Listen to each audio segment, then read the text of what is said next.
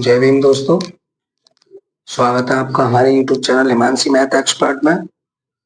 तो आज का जो बेटा हमारा टॉपिक है वो क्लास 10th का चैप्टर नंबर 3 दो चर वाले रेखीय समीकरण युग्म, उनके आज हम परिचय के बारे में बात करेंगे। पहले उसकी जड़ देखेंगे कि जड़ क्या है, ठीक है ना बेटा, क्योंकि जड़ मजबूत होगी आपकी तभी आप एक्सरसाइज और पूरे चैप्टर को समझ पाएंगे। तो आज का जो हमारा टॉपिक है, आज जिसकी हम बात करने वाले हैं, तो आप परिचय में लिख लीजिए कि हम आज परिचय करने वाले हैं किसका, दो चर वाले रेखीय समीकरण युग्म। दो चर वाले रैखिक समीकरण युग्म, ठीक है जी। और क्लास 10th का चैप्टर नंबर 3 है, चैप्टर नंबर कितना है, 3, ठीक बेटा। अब बात करेंगे हम दो चर वाले रेखीय समीकरण युग्म की। तो इसके परिचय से पहले मैं आपको बता दूं कि इससे जो आपने पहला चैप्टर पढ़ा होगा बहुपद, तो आपने देखा होगा कि उसमें एक ही चर था, है ना, x, और उसके अलग अलग पद थे, जैसे कि द्विघात बहुपद, रैखिक बहुपद, जिसकी घात 1 होती है वो कैसा होता है, रैखिक बहुपद, है ना, और जिसकी घात 2 होती है वो द्विघात बहुपद। तो यहाँ पे वहां एक चर था, यहाँ पे कितने चर है, दो चर, ठीक है, x और y। वहां पे एक ही चर था लेकिन वो अपने पदों में था, है ना, एक पद है, दो पद है, तीन पद है, चार पद है ना, एक घात बहुपद है, द्विघात बहुपद है, तीन घात बहुपद है या फोर घात बहुपद है। लेकिन यहाँ पे हमको वो नहीं देख के हमको रैखिक समीकरण बनाना है। देखिए बहुपद में बेटा और समीकरण में फर्क क्या है, आपका कैसा भी हो सकता है, बताया ना, जिसकी घात 1 हो, जैसे कि 3x + के 2, है ना। और बेटा अगर ये हो गया हमारा बहुपद, अब हम कहेंगे समीकरण, एक घात समीकरण कैसा होगा, तो 3x + के 2 बराबर आप 0 भी रख सकते हो, है ना। तो ये हो गया आपका एक घात बहुपद, एक घात रेखिक समीकरण। समीकरण में और बहुपद में इतना अंतर है कि बराबर में अगर 0 नहीं है तो वो बहुपद है, क्या है बेटा, बहुपद है। और अगर किसी भी बहुपद के बराबर में 0 लग जाए तो वो क्या होगा, समीकरण हो जाएगा कोई। बात समझ में आई। तब देखिए इसकी हम वैल्यू निकाल सकते हैं, कितनी हो जाएगी, 3x बराबर ये इधर जाएगा -2, तो x बराबर कितना आ गया, -2/3। बात समझिए, यहाँ पे कितना चर है, एक चर, एक चर, है ना, x केवल कितना चर है, एक चर, जिसकी घात अधिकतम 1 होती है उसको क्या बोलते हैं, रैखिक बहुपद, है ना। जिस चर की घात, जिन चरों की घात, चरों के बारे में बात हो रही है, तो चर कौन से होते हैं हमारे, चर बेटा जो ABCD के जितने भी अक्षर होते हैं वो सब चर होते हैं, और जो अंकों में हमारी जो गिनती होती है वो अचर होती है, 1 2 3 सो डॉट डॉट डॉट अनंत तक। आज समझ में आई, चर और अचर की बात कर रहे हैं हम। तब देखिए यहाँ पे हमको x देखने को मिला, लेकिन जब हम दो चर वाले रेखिक समीकरण युग्म की बात करेंगे बेटा, यहाँ पे हमको दो चर देखने को मिलेंगे, और वो दो चर हमारे कौन से होंगे, देखिए x और y, ये हमारे कोई दो चर है, ठीक है, वाले रैखिक समीकरण। अब रैखिक समीकरण कैसे होंगे, आपको बताया कि जिसकी घात 1 हो, तो देखिए कितने चर हैं, दो चर, तो कैसे लिखोगे, ax + के vy + के c। अगर ये समीकरण में, ठीक है, इसको x1, अब इसको हम ऐसे भी लिख सकते हैं कोई रैखिक समीकरण का, 3x + के 2y + के 3 बराबर 0, है ना। बात समझ में आई। तब देखिए यहाँ ABC क्या है, ABC बेटा कोई अचर पद है, ABC इसमें कोई अचर पद है ना। और XY क्या है, इसमें x और y क्या है बेटा, इसमें चर है। तो दो चर वाले रेखीय समीकरण और युग्म, देखिए जब एक चर की बात होगी, है ना, तब हम x की वैल्यू निकाल सकते हैं, उस चर को निकाल सकते हैं। लेकिन अगर दो चरों की बात होगी तो बेटा कोई भी ऐसा समीकरण जिसमें दो चर हो वो तब तक नहीं निकाला जा सकता है जब तक फाइंड नहीं किया जा सकता, तब तक कि उसका एक और जोड़ा ना हो, है ना। तो ये एक समीकरण है तो इसके लिए क्या चाहिए, एक और समीकरण चाहिए जो इसका युग्म बनाए। युग्म का मतलब होता है बेटा जोड़ा, किसी चीज का जोड़ा यानी कि युग्म। तो आप अच्छे से समझ रहे हैं कि दो चर वाले एक्स वाई, जैसे देखिए समझिए, व्यापक रूप होता है बेटा इसका दो चर वाले रेखीय समीकरण युग्म का, दो चरों वाले रेखीय समीकरण युग्म का व्यापक रूप जो होता है हमारा, देखिए दो चर वाले रेखीय समीकरण होते कैसे हैं। तो A X plus B Y plus के सी बराबर 0, है ना। अब इसके लिए हमें जब युग्म बनाना होता है, कभी भी वैल्यू नहीं निकाल सकते इसकी, एक होगा तो निकाल लोगे, लेकिन इसमें दो चर है तो क्या चाहिए हमें, कोई जोड़ा। इसका हमें जोड़ा बनाएंगे तो क्या चाहिए, कोई एक समीकरण और चाहिए। तो क्या लिखेंगे, A X plus B Y plus के सी बराबर 0। अब हमें पता कैसे पड़ेगा, तब देखिए बेटा, है ये B1 है, ये C1 है, ये A2 है, ये V2 है, ये C2 है। बात समझ में आए। और ये दोनों क्या बनाएंगे, कोई युग्म। युग्म यानी कि क्या है, ये इनका कोई जोड़ा, ठीक है। तो इनके लिए जैसे उदाहरण एग्जांपल समझ के चलिए देखिए, जैसे 3x प्लस के 5y प्लस के 10 बराबर 0, और दे दिया जाए कि 6x प्लस के 7y प्लस के 18 बराबर 0। तो इस तरह के जो हमें क्वेश्चन दिए गए होंगे बेटा, ये हमारा एक जोड़ा हो गया। ये दो चर वाले रेखीय समीकरण युग्म का युग्म या एक जोड़ा बोल सकते हो। आप बोल सकते हो कि ये दो चरों का एक रैखिक समीकरण है, क्योंकि इसकी घात कितनी है, एक, बाई की घात अधिकतम कितनी है, एक। तो इनमें चरों की घात कितनी है, ज्यादा से ज्यादा एक, अधिक से अधिक एक, है ना। तो वो कैसे होते हैं, रैखिक समीकरण, ठीक है। चलिए बात समझिए। तब देखिए, इसको हम आराम से हल कर सकते हैं और सिद्ध कर सकते हैं, लेकिन कभी भी सिंगल समीकरण होगा तो दो चरों में कोई मतलब नहीं होगा मान आने का, ठीक है बेटा। तो बात को समझिए, तो इसको अच्छे से उतार लीजिए। तब देखिए, इसमें हम A1 A2 B1 B2 C1 C2 ये जो माने हैं, अब ये क्या है हमारा बेटा, ये कोई ऐसे समझ लो, ये कोई लाइन है, ये क्या है, कोई रेखा है। क्या है, ये एक समीकरण किसी एक रेखा को उत्पन्न करता है, और ये दूसरा समीकरण भी किसी एक और रेखा को उत्पन्न करेगा। तो यहाँ पे क्या है कि रेखाओं का ऐसा तालमेल है कि वो एक दूसरे के ऊपर काट रही है, या एक से क्रॉस काट रही है, या समांतर में है, या कैसे है। बात समझिए, इन समीकरणों से हम क्या बनाते हैं, रेखा। इन समीकरणों को हम किसी रेखा पे निरूपित, किसी चार्ट पे इनको दिखा सकते हैं। एक्स और वाई क्या है बेटा, एक्स वाई हमारा चार्ट की जो रेखा है दिखाने का डायरेक्शन है वो है इसमें। बात समझ में आई। एक्स वाई चार्ट में हमसे दिखा सकते हैं, है ना, और आगे इसे हम दिखाएंगे भी। अब आप समझिए कि किसी भी समीकरण को हम रेखा में बदल सकते हैं और किसी भी रेखा को हम समीकरण में बदल सकते हैं। तो चलिए मैं आपको और आगे समझाता हूं, तब तक इसका एक, चलिए तब इसमें एक चीज और आपको ध्यान रखनी होगी कि बेटा कभी भी a बराबर नॉट इजकल टू 0 और b बराबर नॉट इजकल टू 0, a और b का मान कभी भी 0 नहीं होना चाहिए, है ना। बात ध्यान रखना, ये a और b है, यानी कि जो दो चरों के x के और y के गुणा में कभी 0 नहीं होना चाहिए। बात समझ में आई।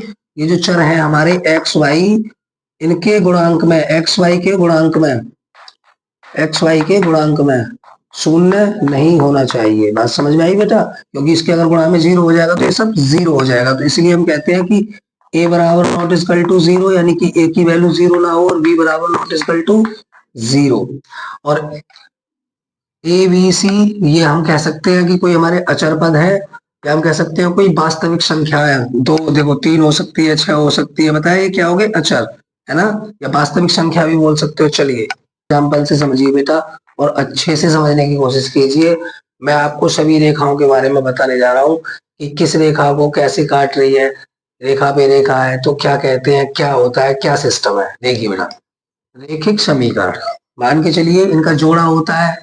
एक समीकरण से एक रेखा मिलेगी और दूसरे समीकरण से हमको दूसरी रेखा मिलेगी। तो क्या है, दो रेखाएं हैं, ठीक है। तो दो रेखाओं के बीच हमें क्या देखना है कि वो रेखाएं किस तरह की है ना। तब देखिए बेटा, मान के चलिए कोई हमें समीकरण, रैखिक समीकरण दे रखा है कि 5x प्लस के 7y प्लस के 10 बराबर 0, ठीक है। और दूसरा दे रखा है हमारे लिए, मान के चलिए कि 10x प्लस के 14y प्लस के 20 बराबर 0, है ना। तब देखिए बेटा, बात समझिए, मान के चलिए ये कोई हमको कोई समीकरण युग्म यानी कि कोई जोड़ा दे रखा है समीकरणों का। अब इसमें बेटा हमको क्या देखना होता है, देखिए पहले बात समझिए, इधर समझिए बेटा। देखिए रेखाएं वह होती हैं जिनके दोनों तरफ तीर का निशान होता है ना। अब देखिए बेटा बात समझिए, A1 यानी कि ये क्या है हमारा, इसका व्यापक रूप यहाँ पे लिखो। इसका व्यापक रूप क्या होगा, A1x प्लस के B1y प्लस के C1 बराबर 0 और A2x प्लस के B2y प्लस के C2 बराबर 0। बात समझ में आई। ये इनका क्या है, व्यापक रूप, दो चर वाले रेखीय समीकरण इनका। तब देखिए A1 और A2, A1 बट्टे A2 और आगे B1 बट्टे B2 और आगे इसमें हमारा क्या है, A1 बट्टे A2 बराबर B1 बट्टे B2 बराबर C1 बट्टे C2। तो सब क्या है बेटा, बराबर है ना। तो ऐसी रेखा हमारी कैसी रेखाएं होती है, संपाती रेखा, संपाती रेखा। बात समझिए, देखिए जैसे ये कोई रेखा है, इसके दोनों तरफ क्या है बेटा, तीर का निशान। जो रेखाएं होती है उनके दोनों तरफ क्या होता है, तीर का निशान। और इधर भी अनंत तक होती है और इधर भी अनंत तक होती है। इनकी कोई निश्चित बिंदु या कह सकते हैं कि निश्चित दूरी नहीं होती, ठीक है। ये प्लस में है, ये माइनस में है। तब बेटा बात समझिए, ये हमारी एक कोई रेखा है, हमने बताया ये क्या है हमारा, एक्स वाई या ए बी, कुछ भी मान सकते हो इसे, ठीक है ना। बेटा बात समझिए, हम इसको एक्स वाई मान सकते हैं, एक्स इधर तरफ और वाई इधर तरफ, ठीक है। क्योंकि दो चर हैं, एक समीकरण से कोई एक रेखा बनेगी तो दो समीकरण होंगे, तो दो समीकरण होंगे तो कितनी रेखाएं बनेंगी, दो रेखाएं बनेंगी। अब देखिए बेटा, पहले समझिए कि संपाती रेखा होती कैसी है। जैसे ये कोई रेखा है, मान के चलिए इसी के ऊपर एक और कोई रेखा हो, बिल्कुल इसी के ऊपर। तो आपने देखा होगा कि अगर हम दो चीजों को आपस में ऐसे रख दें बेटा, तो एक दूसरे को क्या करती है, हर जगह से टच करती है ना। यानी कि हर जगह पे क्या करती है, उसको टच करती है। तो उसके पॉइंट क्या होंगे, उसको बेटा वो हर जगह टच करेगी तो उसके हर जगह मान होंगे, है ना। मान के चलिए फिर ये एक और कोई रेखा इसी रेखा पे चलती है, तब भी बेटा ये इसको बहुत जगह टच करेगी, है ना। तब भी एक ऐसी रेखा होगी, इसके बहुत मान होंगे। और कैसी रेखा होगी, संपाती रेखा। कैसी रेखा होगी, संपाती रेखा। इसके बेटा क्या होंगे, अनेक हल होंगे, अनेक हल होंगे। बात समझिए, तो संपाती रेखा कब होती है, जब A1 बट्टे A2 बराबर B1 बट्टे B2 बराबर C1 बट्टे C2। चलिए, आपको एक रेखा अच्छे से समझ में आ गई होगी, आशा करता हूं, है ना। और हमेशा आप ध्यान से देखेंगे और समझ के पढ़ेंगे, ठीक है। अब देखिए दूसरी, बेटा ये देखिए, इसको मैं समझाता हूँ कि ये कैसे है, ये कैसी रेखा है हमारी। देखिए इसमें देखिए A1 क्या है, A1 बराबर दे रखा है 5 और बी कह लो या वाई कह लो, कोई फर्क नहीं पड़ता। व्यापक रूप में आप बी लगा सकते हो, वाई लगा सकते हो, क्योंकि एक हमारा चर पता है होना चाहिए, दो चर है हमारे पास, ठीक है ना।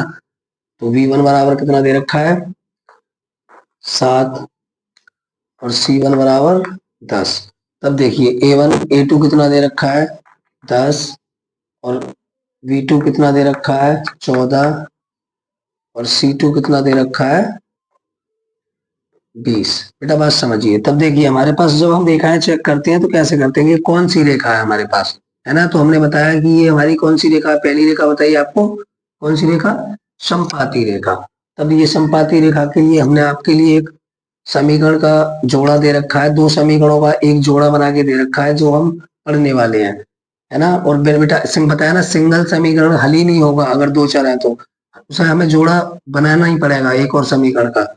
तो ये दो समीकरण है, तो चलिए देखते हैं। तो A1 बराबर कितना है यहाँ पे, 5/10 और बराबर इस तरह से चेक करेंगे रेखाएं। और B1 बराबर 7/14 और C1 बराबर 10/20। तो क्या ये बराबर है? तो 5 एकन 5 और 5 दूनी 10 बराबर 7 एकन 7 और 7 दूनी 14 बराबर 10 एकन 10 और 10 दूनी 20। तो ये कैसी रेखा है बेटा? समपाती रेखा है, क्योंकि सब क्या है? एक दूसरे के बराबर है। समझ में आई? तो इसके क्या होंगे? अनेक हल होंगे, अनेक हल होंगे। और एक और चीज, ये कैसी रेखा है हमारी? संगत। बेटा हाँ, ये कभी पूछ लेता है कि संगत रेखा और असंगत रेखा बताइए। तो ये कैसी रेखा है? संगत रेखा है, क्योंकि ये एक दूसरे को कई जगह से टच कर रही है, काट रही है, इसके संपर्क में आ रही है। एक रेखा दूसरी रेखा के संपर्क में आता है, संगत रेखा है। इसको ये भी लिख लेना आपकी, यह संगत रेखा है बेटा, संगत रेखा है। पूछ लेता है ये, ठीक है, ध्यान रखना। एक नंबर में पूछ लेता है कि कौन सी रेखा संगत है और कौन सी असंगत है। चलिए अगला एग्जाम्पल देखते हुए अगली रेखा के बारे में बात करेंगे। ठीक है जी। तो दूसरी रेखा की जो बात होगी वो हमारी कैसी रेखा होगी? प्रतिच्छेदी रेखा। प्रतिच्छेदी रेखा।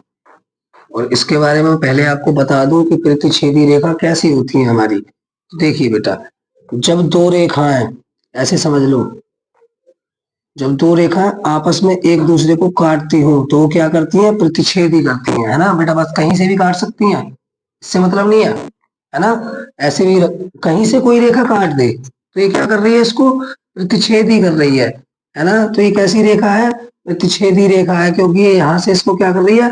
काट रही है। तो जब दो रेखाएं एक दूसरे को आपस में काटती हैं तो उनको कैसी रेखा बोलती है? प्रतिच्छेदी रेखा। और ये एक जगह से काटती हैं, हल होता है, क्या होता है?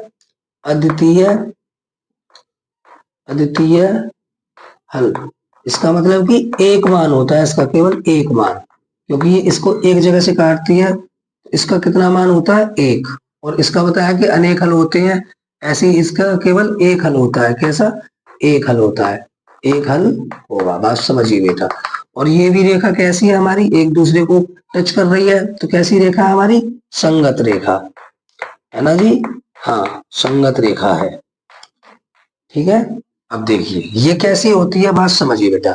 A1/A2 बराबर V1/V2।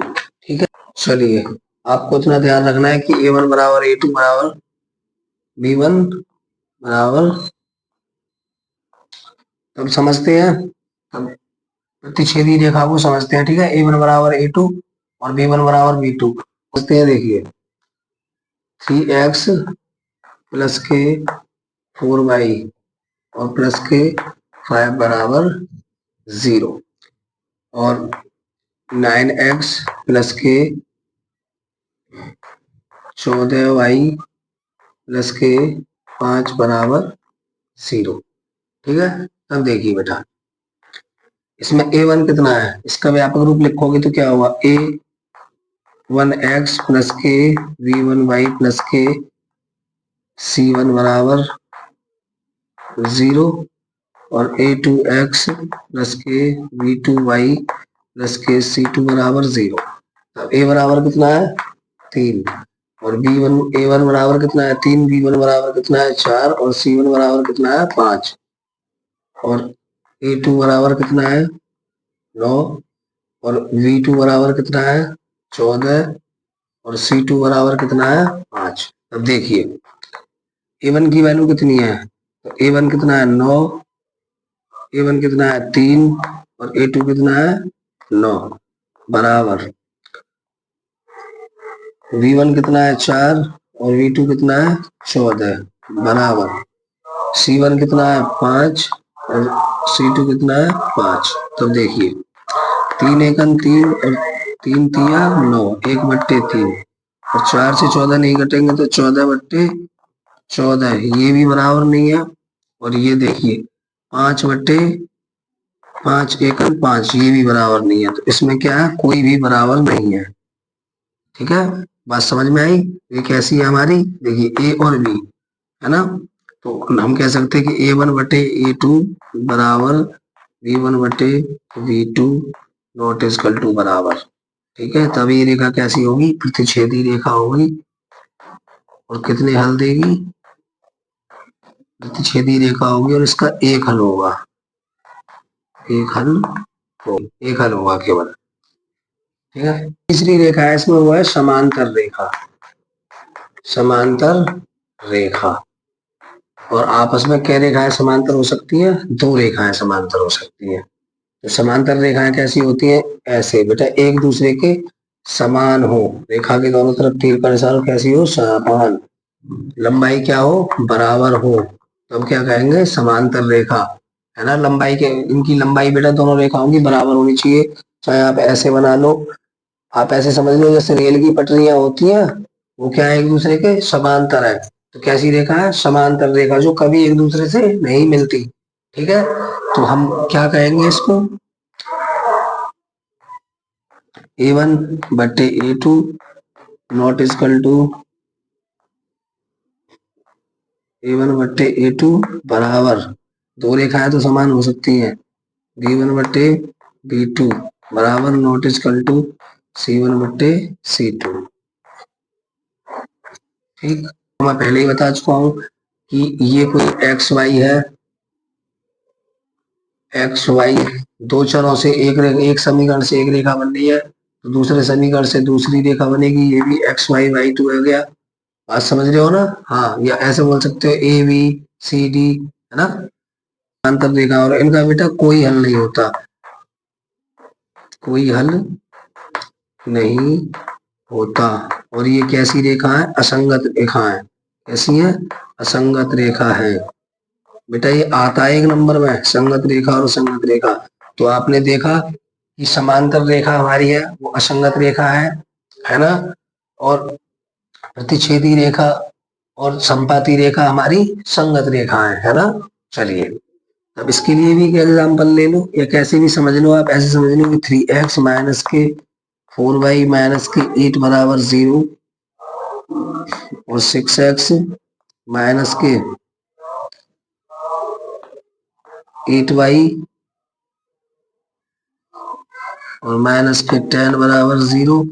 तब देखिए A1 बराबर कितना हो गया 3 और A2 बराबर कितना हो गया 6 और B1 बराबर कितना हो गया 4 और B2 माइनस के 4 और A2 बराबर कितना हो गया माइनस के 8, सॉरी B2 बराबर माइनस के 8 और C1 बराबर माइनस के 8 और C2 बराबर माइनस के 10 और बराबर में 0 चल ही रहा है, ठीक, बराबर कुछ नहीं है। अब देखिए 3 एकम 3, 3 दूनी 6, 1/2 बराबर माइनस माइनस, बेटा हर कभी भी माइनस का नहीं होता। देखिए इसमें हर माइनस का है, ये अंश बट्टे हर में कोई संख्या लिखी हुई है, इसमें हर माइनस का है। और जब हर माइनस का होता है तो माइनस के 1 से गुणा अंश में और हर में दोनों में करते हैं, तो वो क्या हो जाता है, प्लस में चेंज हो जाता है ना। हम कहते हैं कि माइनस के 1 से गुणा इसमें अंश में और बेटा हर में दोनों में, है ना। तो माइनस के 1 से गुणा इधर करेंगे और माइनस के 1 से गुणा इधर करेंगे तो ये प्लस का हो जाएगा, 4 एकम 4, 4 दूनी 8, यानी कि 1/2 और माइनस माइनस ये भी प्लस हो जाएगा, या काट सकते हो आप, समझ में आ गई ना कैसे कट गया आप। हाँ, 8 एकम 2 से काटो, 2 चौक 8 और 2 पंजे 10। तो दो रेखाएं समांतर हैं पर तीसरी रेखा समांतर नहीं है, बात समझ में आई। तो ये कैसा है हमारा, समांतर रेखा का प्रतिबंध है ना बेटा। बात अच्छे से समझिए, और वीडियो अच्छा लगे तो लाइक करें, सब्सक्राइब करें और ज्यादा से ज्यादा कमेंट करें।